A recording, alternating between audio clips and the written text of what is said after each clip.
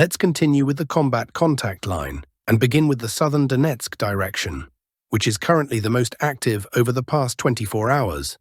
Before starting, I'd like to ask you to subscribe to my channel. We track the situation on the front lines daily, providing the freshest updates with photo and video evidence. Thank you for subscribing.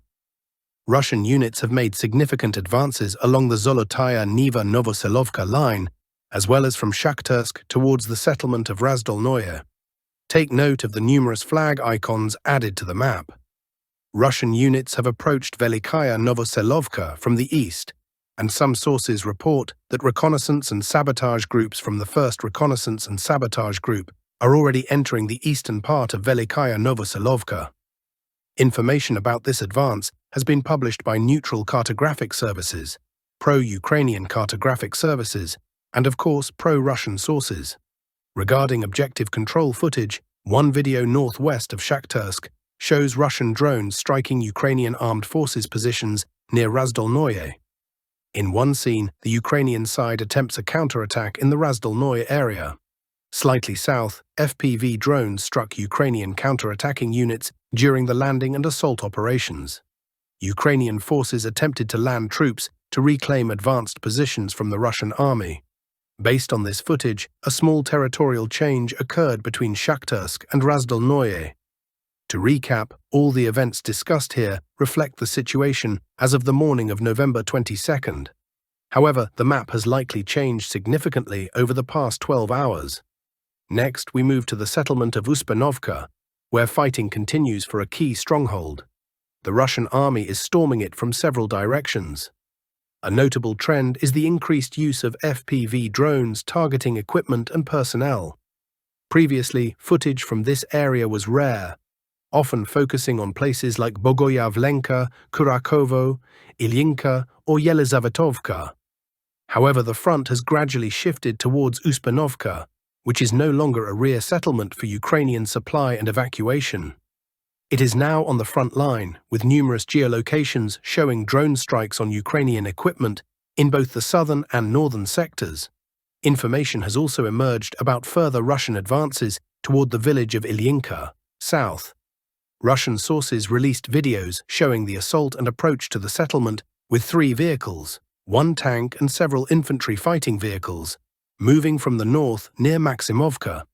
The Ukrainian side is actively trying to halt the Russian advance with artillery and FPV drone strikes, but the vehicles are progressing steadily.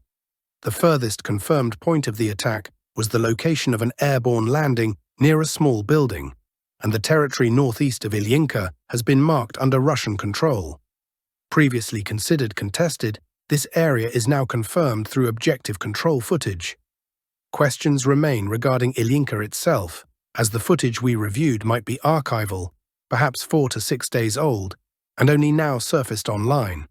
There is a strong possibility that this settlement has also come under Russian control, and Ukrainian forward positions now run along the Romanovka-Yelizavetovka line. Moving on to the Kurakov direction, there is also plenty of new information. Today, multiple posts, mainly from pro-Ukrainian sources, reported that the Russian army is advancing in the central part of the settlement, gradually pushing into the western section of the stronghold. It's difficult to predict when footage of a raised flag or direct fighting for the Kurakov power station will emerge, but this seems inevitable, likely by the end of 2024 or early 2025. In the northern sector of Kurakov, map updates have been published by neutral and pro-Russian cartographic services. Based on this data, the Russian army has made slight progress along the Novolyinka-Berestsky line.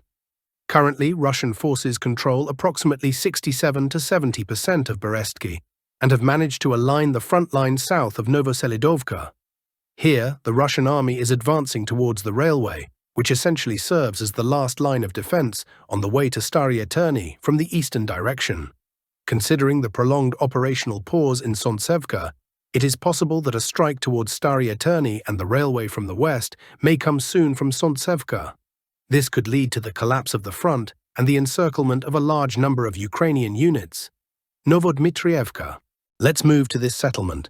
Today, the Russian Ministry of Defense reported in its latest update that Russian units have fully cleared Novadmitrieva during combat operations. Novadmitrievka falls under the area of responsibility of the Central Military Grouping. Regarding this direction, there are a few key points.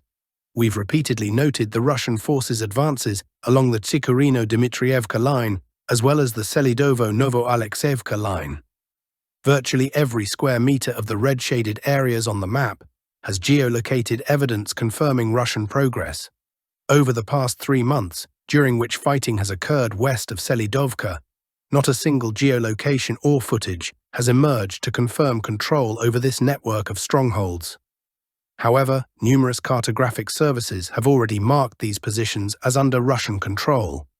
This raises significant questions. Possibly, none of these strongholds are fully under Russian control, and Russian units may be attempting to bypass them from the north and south, aiming to close a pocket around Ukrainka, somewhere between Ukrainka, Novadmitrievka, and Zaria, forcing the Ukrainian Armed Forces, UAF, to retreat. Again, no confirmed geolocations exist for this key direction, which involves a vital network of strongholds. Reliable information is crucial to draw conclusions about control here. Selidovo direction. According to data from certain cartographic services, the Russian army has expanded its zone of control near Petrikovka and towards Dakinskaya. Fighting continues here, mainly involving Russian drones. The situation has remained largely unchanged for months, with numerous drones operating within 10 to 50 kilometers northwest of Selidovo along the railway, targeting equipment, supply vehicles, and UAF FPV drone operators. While Ukraine faces immense challenges with rotations, supplies, and troop movements, Russian units are gradually advancing along the railway. However, progress here is slow, as most resources are currently focused on the Kurakovo direction. Once the battle for Kurakovo is concluded, it is likely that resources will be redirected back to the Selidovo sector. Novogrodivka sector. To the north of Novogrodivka, fighting continues between Novogrodivka, the Novogrodovskaya mine number 3, and a network of strongholds south of Mirnograd. Over the past 24 hours, the Ukrainian army conducted a series of counterattacks towards Nikolaevka. During these engagements, Ukrainian units reportedly managed to breach a stronghold north of Nikolaevka, possibly even taking control of it. The video evidence suggests fighting occurred over this network of strongholds. During one of these counterattacks, the UAF seemingly broke through and may have cleared the stronghold. Toretsk direction. In the Toretsk direction, no map changes occurred over the past day. Pro-Ukrainian sources reported further Russian advances in the central area. However, the areas marked by these sources as contested have long been shaded as under Russian control on our map. Based on objective control data, there has been no new information regarding Chasov Yar for the past 3 or 4 days. Reports suggest that combat operations are taking place within the citadel area, but over the last 4 days, no geolocations or videos have emerged to confirm this, and no cartographic services corroborate this information. Siversk direction. Moving to the Siversk direction, we are receiving some intriguing footage. In these visuals, a Russian drone conducts reconnaissance near the Siversky Donets River, just south of Yampol. During the reconnaissance, a significant concentration of Ukrainian units was detected, prompting massive strikes on UAF positions, likely using Tornado S systems with cluster munitions.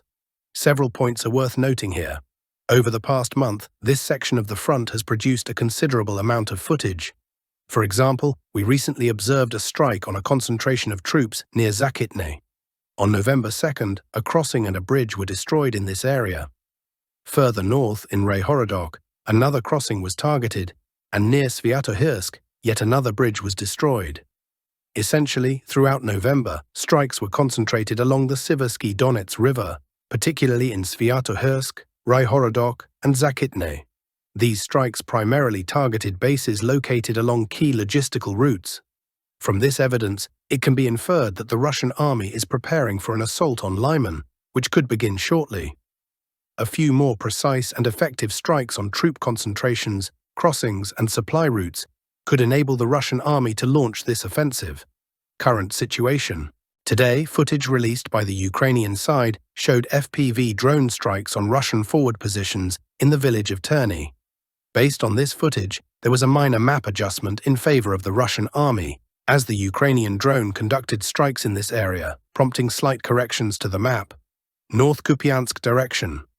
Regarding the North Kupiansk sector, the situation remains unclear, with no information from this settlement for the past 4 to 5 days.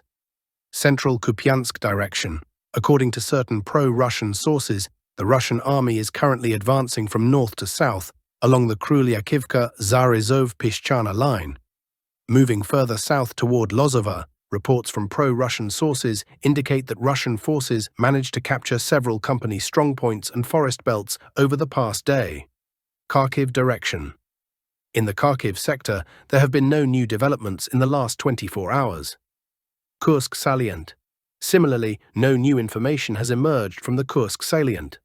Combat operations continue, and footage has been published showing the clearing of the Olovsky forest.